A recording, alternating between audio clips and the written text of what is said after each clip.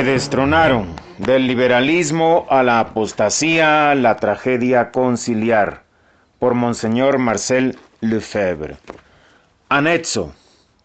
De la Comisión Central Pontificia Preparatoria al Concilio Vaticano II, esquema de una constitución sobre la Iglesia propuesto por la Comisión Teológica, segunda parte, capítulo 9, de las relaciones entre la Iglesia y el Estado y de la tolerancia religiosa. El eminentísimo y reverendísimo señor Cardenal Alfredo Ottaviani, relator. Recordemos que el esquema doctrinal presentado por el Cardenal Ottaviani comprendía en su versión original latina 7 páginas de texto y 16 páginas de referencias, desde Pío VI en 1790 a Juan XXIII, 1959. Fue dejado de lado desde la primera sesión del concilio por el esquema redactado en la Secretaría para la Unidad de los Cristianos bajo la dirección del Cardenal Bea. Este último esquema, que se pretendía pastoral, sin ninguna referencia al magisterio precedente, tenía una extensión de 14 páginas. El esquema Ottaviani no goza de una autoridad magisterial, sino que representa el estado de la doctrina católica sobre la cuestión en víspera del Vaticano II y expresa sustancialmente la doctrina que el concilio debía haber propuesto si no hubiera sido desviado de su fin por el golpe de estado de aquellos que hicieron de él los estados generales del pueblo de Dios, un segundo 1789. Agreguemos, en fin, que el concilio hubiera podido añadir a esta exposición todas las precisiones o mejoras convenientes. Número 4. Principio general de aplicación de la doctrina expuesta. He aquí lo que la Iglesia ha reconocido siempre, que el poder eclesiástico y el poder civil mantienen relaciones diferentes según como el poder civil, representando personalmente al pueblo, conoce a Cristo y a la Iglesia fundada por él. Según como el poder civil, representando personalmente al pueblo, conoce a Cristo y a la Iglesia fundada por él. Número 5. Aplicación en una ciudad católica. La doctrina íntegra, expuesta precedentemente por el Santo Concilio, no puede aplicarse sino en una sociedad en la cual los ciudadanos no solo están bautizados, sino que además profesan la fe católica. En este caso, son los ciudadanos mismos quienes eligen libremente que la vida civil esté informada por principios católicos y que así, como dice San Gregorio el Grande, el camino del cielo esté abierto más ampliamente. Epístola 65 ad Mauritium. Sin embargo, incluso en esas felices condiciones no está permitido de ninguna manera al poder civil el constreñir las conciencias a aceptar la fe revelada por Dios. Repitamos esto.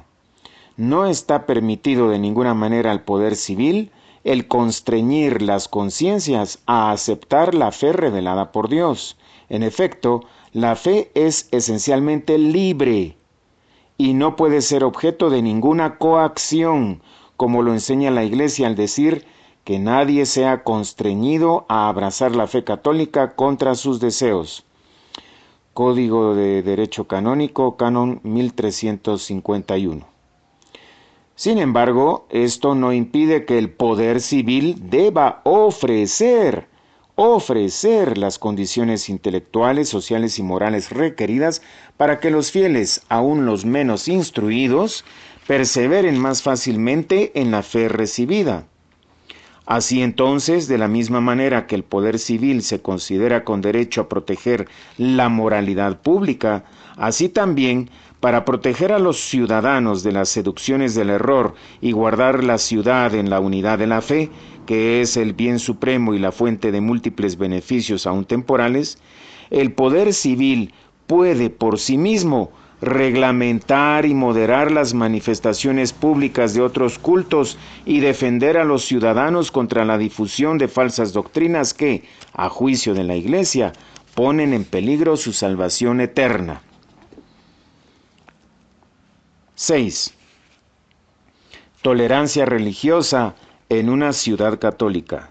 En esta salvaguarda de la verdadera fe hay que proceder según las exigencias de la caridad cristiana y de la prudencia, a fin de que los disidentes no sean alejados de la Iglesia por temor, sino más bien atraídos a ella, y que ni la ciudad ni la Iglesia sufran ningún perjuicio.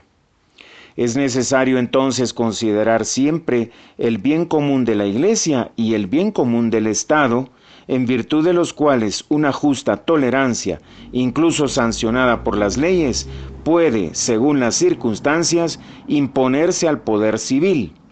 Eso por una parte.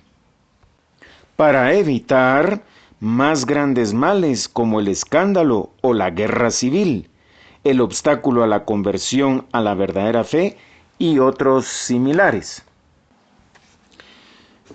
Por otra parte, para procurar un mayor bien, como la cooperación civil y la coexistencia pacífica de los ciudadanos de religiones diferentes, una mayor libertad para la Iglesia y un cumplimiento más eficaz de su misión sobrenatural y otros bienes semejantes. En esta cuestión hay que tener en cuenta no solo el bien de orden nacional, sino también el bien de la Iglesia universal y el bien civil internacional. Por esta tolerancia, el poder civil católico imita el ejemplo de la divina providencia, que permite males de los que saca mayores bienes. Esta tolerancia debe observarse sobre todo en los países donde, después de siglos, existen comunidades no católicas. 7. Aplicación en una ciudad no católica.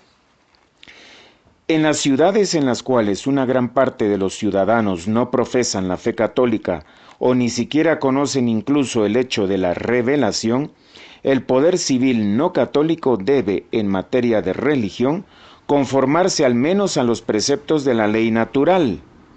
En esas condiciones, ese poder no católico debe conceder la libertad civil a todos los cultos que no se oponen a la religión natural. Esta libertad no se opone entonces a los principios católicos, pues conviene tanto al bien de la Iglesia como al del Estado.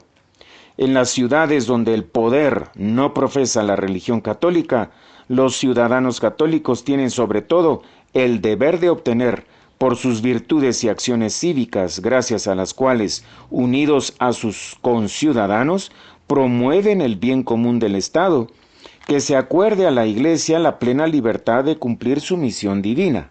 En efecto, la ciudad no católica no sufre ningún daño por la libre acción de la Iglesia, sino que incluso obtiene numerosos e insignes beneficios. Así entonces, los ciudadanos católicos deben esforzarse en que la Iglesia y el poder civil, aunque todavía separados jurídicamente, se presten una benévola ayuda mutua. A fin de no dañar por indolencia o por celo imprudente o a la Iglesia o al Estado, los ciudadanos católicos en la defensa de los derechos de Dios y de la Iglesia deben someterse al juicio de la autoridad eclesiástica. A ella pertenece el juzgar del bien de la Iglesia según las diversas circunstancias y el dirigir los ciudadanos católicos en las acciones civiles destinadas a defender el altar. 8. Conclusión. El Santo Concilio reconoce que los principios de las relaciones mutuas entre el poder eclesiástico y el poder civil no deben ser aplicados de manera diferente a las reglas de conducta expuestas precedentemente. Sin embargo, no puede permitir que esos mismos principios sean oscurecidos por el falso laicismo, ni siquiera bajo pretexto del bien común.